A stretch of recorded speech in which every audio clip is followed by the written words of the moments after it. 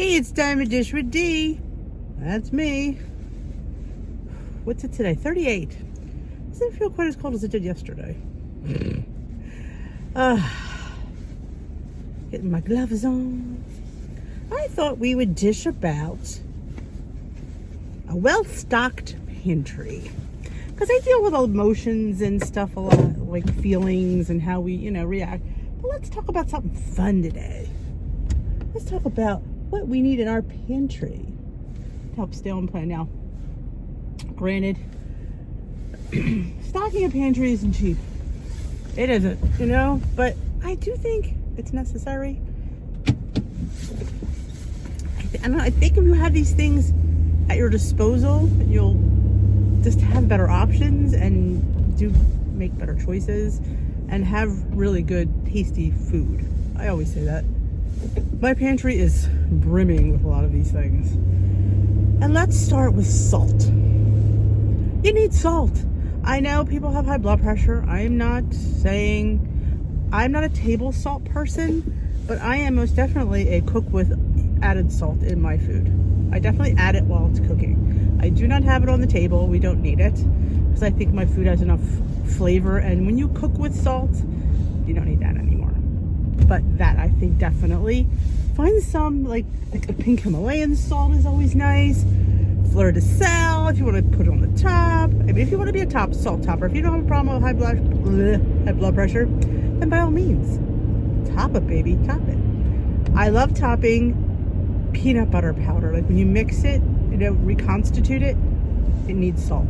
It just does. Because that's one of the main ingredients in peanut butter is salt. So if you're not liking your peanut butter powder, try sprinkling a little salt on top. Same thing with the cashew one. Or is it almond? Which one do I have? I think it's almond, powdered almond butter. It's flatter than, it's just, but top with a little bit of salt. And let me tell you, whole new ingredient. Powdered peanut butters, powdered nut butters.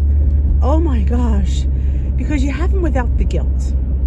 I mean, I can go have a double serving of peanut butter powder and people are like, oh, it's not real. It's real peanut butter. It's just peanuts without the fat. But it's not like it's some synthetic thing. You have to get that out of here. Because it's powder doesn't mean it's fake. It's actually, like I said, it's without the fat. So I like to reconstitute it with cashew milk instead of water. Some people use sugar-free pancake syrup. I wasn't a huge fan of that. I just think it gave it a flavor I wasn't looking for. Like I wanted peanut. We add that, it has a little bit of a maple undertone. And if you like that, then by all means do it. But I'm telling you, it's the things you can do with peanut butter powder, it's crazy. And there's zero guilt. There's 1 point for a tablespoon versus 3 for regular peanut butter. And what are you giving up? The fat. You're not giving up peanuts. So yes, I love to have peanut butter powder. And now you see all these companies have all these flavored peanut butter powders. I like them. Do I think they're necessary? Do I need them? No, I don't need them. I do enjoy them. And some of them are higher in points because there's I think added sweeteners in there or something. Because you could have cookie dough and birthday cake and caramel and dolce, all this other stuff. I love them. I have, I purchased some from I think it was called the Powder PB company a few years back, and I did enjoy them. I didn't repurchase anymore because I don't know. I just didn't repurchase anymore. Not that I didn't like them. I don't know. But I'm actually a product ambassador for Nuts and More, and I didn't realize when I did that because I wanted to order from them. And when you order, sometimes you sign up because why not? And offer discounts to your peeps.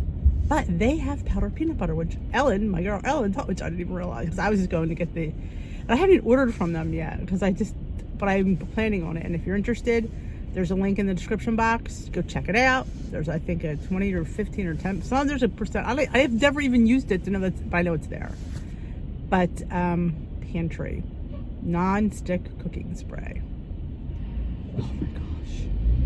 And here's the thing with non-stick cooking spray. I have it in coconuts, canola, olive oil, and butter.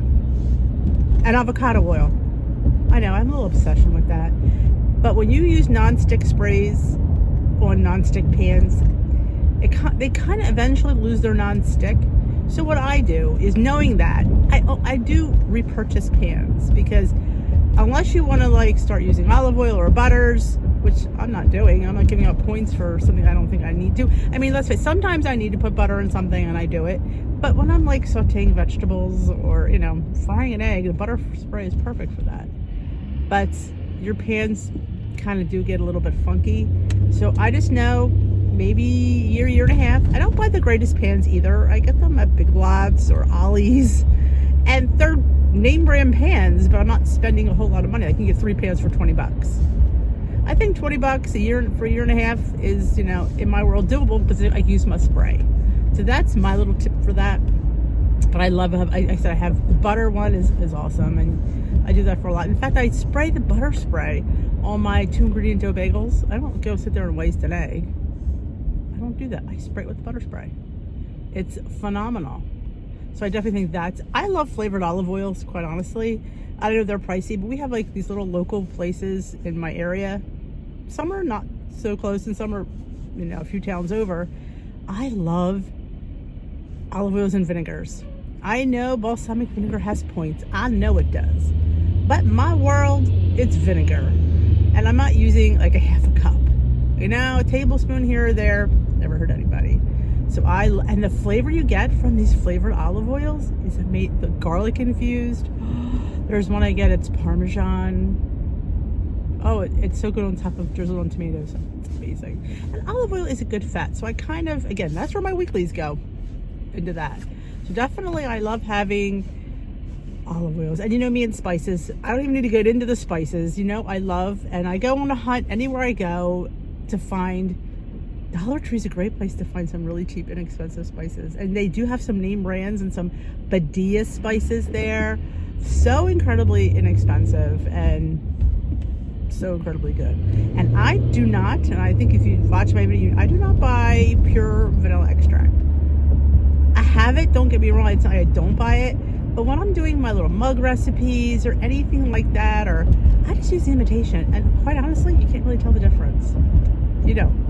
So I get my imitation vanilla at the DT for $1. But when I'm making something a little bit more decadent or something, whoops, then yeah. Then I use the pure vanilla extract. I love to have monk fruit sweeteners of all varieties.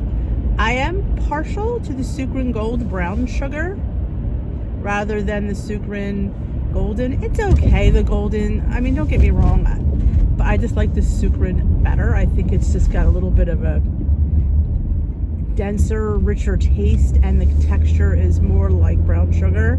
I just enjoy the taste more. But for regular, granular, and powdered, it's monk fruit all the way. Monk fruit all the way. It's just, it's quite honestly, it's got more of a sugar taste than the other sugar substitutes, and I think it's derivative of stevia, I believe. That's what I've been told. I think I really like it. And back to extracts. If you watch me, you know I like almond extract, cake batter extract, anise extract, maple extract, butter extract. Oh my gosh, the extract, the flavor that they give for, you know, because what I'm using, it's no points. Because remember, there's alcohols in some of these extracts. So, especially the pure vanilla, that's where they get you. And if you put pure vanilla in your recipe builder, in a recipe, sometimes it'll give you a point. So, I always, even if I'm using pure vanilla, I just call it imitation in my recipe builder. Yeah, it's just easier that way because it confuses the recipe builder. We don't want to do that. Ooh, flours, cornmeal. I've been, on the last week or so, I finally opened my whole wheat pastry flour. Let me tell you something. That stuff's not bad. It's definitely lighter than regular traditional whole wheat flour. I'm digging it. And Bob's Red Mill is who puts that out. That's where I got it. And, oats. I have all 3 oats. I have quick oats, rolled oats, and the other oats, which name escapes me right now. The whole oats, steel cut, brain fart. So yeah, I keep all three. I know. It's my pantry. Yeah, I have two pantries, one upstairs, one downstairs. But what I like to use the quick oats for in place of flour, like if you have a recipe that calls for flour, try quick oats. Be surprised if you're on purple. But yes, and I like substituting breadcrumbs with the quick oats in like meatloafs and stuff. Nobody notices. They don't. I remember thinking, oh God, they're going to hate this. They're going to say, look, what's oatmeal doing in our meatloaf? Nobody said a word. And quite honestly, it was quite tasty. And it's better for you. So, and if you're on purple, it's 0. So you're not adding any points to your meatloaf. It's a win-win in my book. So from now on, all I put in my meatloaf is the quick oats. Yep. I got the big jug of the old-fashioned rolled oats at Sam's Club. There's like, I think I got like 10 pounds of them. They'll last me a while. Canned tomatoes, diced with the chilies at the Rotel, crushed tomato sauce. I'm telling you, you need to have an arsenal of tomatoes. I put tomatoes in a lot of things. Stir fries. If you don't really enjoy your little vegetable medley, throw a can of diced tomatoes in there. A little oregano. Top it with a little Parmesan cheese. Yeah. Makes all the difference. All the difference. I love a good grind of fresh black pepper. I don't even know why they sell the regular pepper. I don't think it has any taste whatsoever. If you try using a grinder, totally different. It's pepper. I find the other stuff it loses its oomph when it gets unless you get it fresh, maybe, I don't know. But I always have just bad luck with it. So we always have a pepper grinder. Dollar Tree hooks you up for $1. Can I say that again? Yes, please. Oh my God, you need to go to the Dollar Tree. And there's so many. I should do a video. I don't know if I could do it though, because sometimes when I plan one, it won't work. Like WW staples in the Dollar Tree, like you should be getting, and one of them will be black pepper. I love black pepper. Oh my, on your eggs. Ooh.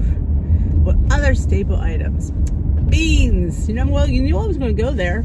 Canned beans of all sorts, shapes, and sizes. Refried, fat-free. Oh my gosh. I want to make a taco wrap with refried beans, taco meat, cheese, and lettuce, and fold it over. Oh, I've been dreaming about that one too. Chickpeas, cannellini beans. This person's gonna, yeah, okay, come all the way out and you block my lane. That really aggravates me. It's all about them. Screw the world, right? But beans, you can make so many dips from canned beans. It's crazy. Dried beans, my God, lentils. And if you have an Instant Pot, oh my gosh, dried beans are your friend. They cook up like nobody's business in like 25 minutes in the Instant Pot. So delicious, so creamy, and my God, you can make yourself a pot of soup in 40 minutes, and it's the best soup you're ever going to eat. Best soup you're ever going to eat. I'm not a huge fan of canned vegetables. I'm not for any purpose, but there's honestly, for my family, that's not enough. I'd have to be up in 2 cans. And at that point, really, 2 cans, it's just... Canned corn is always a good thing. And cream corn. If you want to make yourself a nice little corn muffin, cream corn. Delish. Yes, there's points to it. I'm not going to sit there and say it's 0, but it's a better option than some of the recipes out there, you know? Just saying. What else do I like in the pantry? I mean, there's so many things I've just said. It's crazy.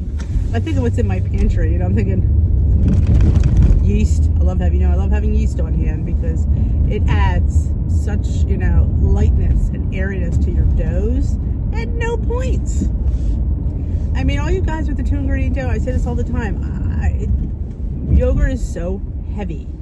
Lighten it up with some yeast and throw an egg in that bad boy. You will thank me later. Anything else I could think of? Because I just arrived at work, so I'm going to have to cut this video off anyway. But that's my 101 on pantry. at least in the beginning. And there's probably stuff I've missed because there's so much to talk about for your pantry that I can't even begin. I mean, that's just scratching the surface. Just scratching the surface. Let me think what else. I can go over my, I can always think of what I have on the shelves. Off the top of my head, I think, of course, you know, I like to have pastas on hand because you never know when you need a quick dinner and pastas will hook you up. I'm going to end this here because I got to get in. So have a great rest of your day. Enjoy your weekend. Tomorrow I will be in for my weigh-in and meeting topic du jour. I'm not even sure. Again, I don't even print it till the morning, so I can't even print it anymore. I have to read it till the morning to get my weigh-in. Let's hope that I had a loss this week. Again, like I say, I'm hoping for a quarter pound. That's a win for me. Heck, oh, saying the same is a win for me.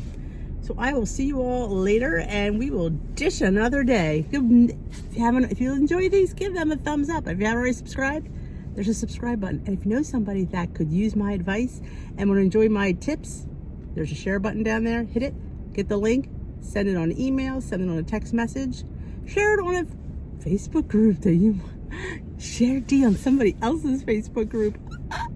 That'd be fun. Great day. Bye, folks.